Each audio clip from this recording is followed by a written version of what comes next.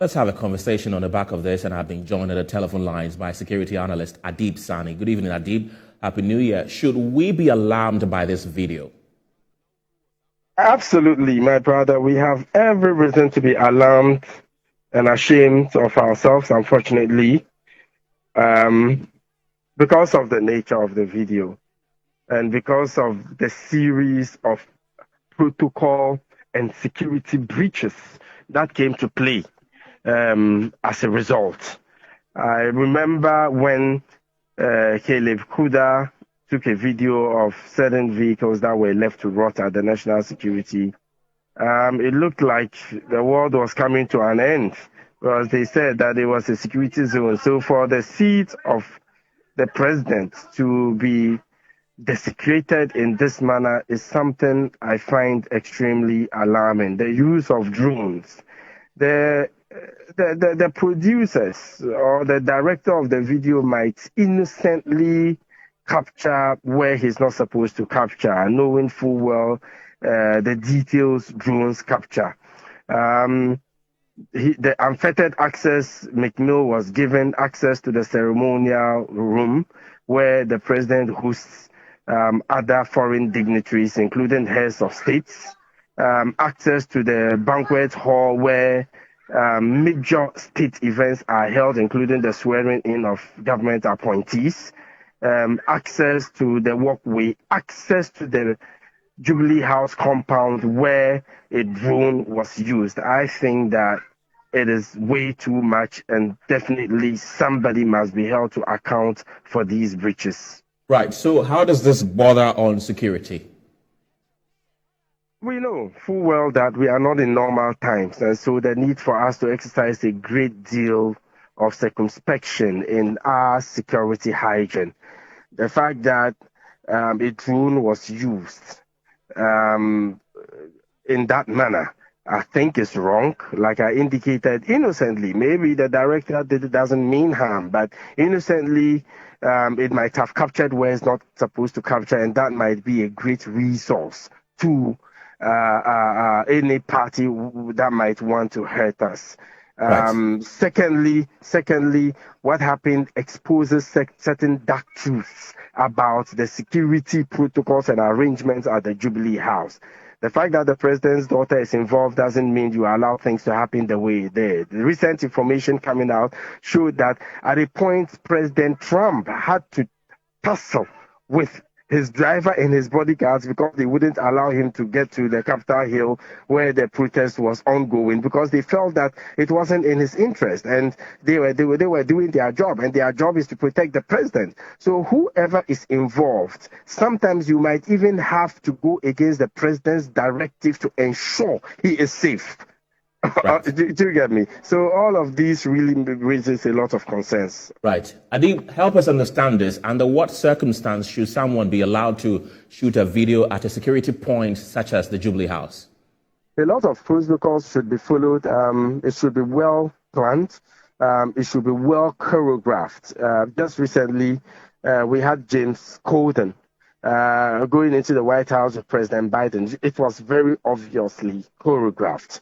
You need to follow certain security protocols. For example, wide angle shots are not supposed to be taken. Certain places are not supposed to be taken. They define all the shots so it doesn't become a resource to any third party. In fact, there's even a rule in the White House that even if you are on tour, you are not supposed to take pictures. Okay, the same must be applied with the Jubilee House. So these protocols must be followed Right. before anyone can do that. But it even makes me wonder whether it is necessary in the first place, because I've heard people talk about tourism and all that. The Jubilee House is not a tourist site. There are so many other tourist sites. I mean, he could have even conveniently driven to the Independence Square. It is a very great location for such videos. Why does it have to be the Jubilee House? I mean, we are cheapening the Jubilee House, and what happened, I must say, is very tantamount to desecration. Right. Adib, he has released an apology, Meek Mill, and one of the apologies says, I don't think they knew it was video footage when we asked to shoot. It's a small camera and one kit. Do you think that the people at the Jubilee House didn't know that that was what he was doing when he requested to shoot there? Trust me, I knew instantly after watching the video that the security guys didn't know that was a music video. I knew instantly, but I didn't want to be the one to break the news. And I'm glad this is coming up. Okay. I'm sure at the point they were waiting for the president, okay, which by the way, the meeting happened in the evening. They used that time to shoot the music video. All right. Use the president's lectern, which he uses to address the nation and all that. So that is even more of an indictment on the security of Jubilee House. And trust me, if I were the president, I would fire all the security guys at the Jubilee House and bring in more competent persons. And that even makes me wonder, of all the presidential staffers, and they even want more staffers, it makes me wonder what they are doing there. Because for a group picture to be taken and someone would put his hand on the shoulder of the president, is even wrong. I mean, there is no justification whatsoever for this. And it makes me wonder whether the handlers of the president are really up to the task. Right. Adib Sani, thank you very much for your time this evening. He's a security analyst. Now, let's go over to social media because Ghanaians have been expressing their frustration at this particular incident. Let me start with this. This is from Olua Ido, and he says, Ghanaians living in Ghana are not allowed to use the streets to the Flagstaff House to exercise their right to protest because of security reasons. But C-list American rappers have unfettered access and use the place as a backdrop for their music videos. Peak satirical comedy. This is from Wefrey Jellenton, and he says, can't believe the most I've seen of the Jubilee House was in a Meek Mill video. Who would have thought? And this one is from Ghana Yesu, and it says, there's no way you can tell me Meek Mill paid something before he shot that video at the Flagstaff House. If Sarkodie or Shatawale tried to give the government money to shoot for there, they won't allow them. How can these people be leading the country? And this is from Kelly Ricardo, and it says, protocols do not allow anyone to meet the president badly dressed, but a celebrity was allowed into the Flagstaff House improperly dressed to meet the president of the country. I mean, what is the job of the chief of protocol? Why has he failed to notice this?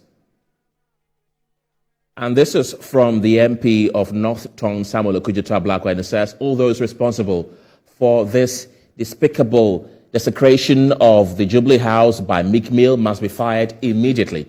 How do these explicit lyrics from the president's lectern project Ghana positively? Is Ghana's seat of government no longer a high security installation? This is from Daniel Sakite, and it says, Meek Mill really shot a music video at the Jubilee House. This is the lowest point we can get as a country. What happened to Jubilee House is a security zone. Even American embassy in Ghana, you can't take pictures, and Ghana allows Jubilee House to become studio. We are finished. This is from Natalie Fort, and she says, if a Ghanaian artist wanted to record a video at the Jubilee House, will it be that easy?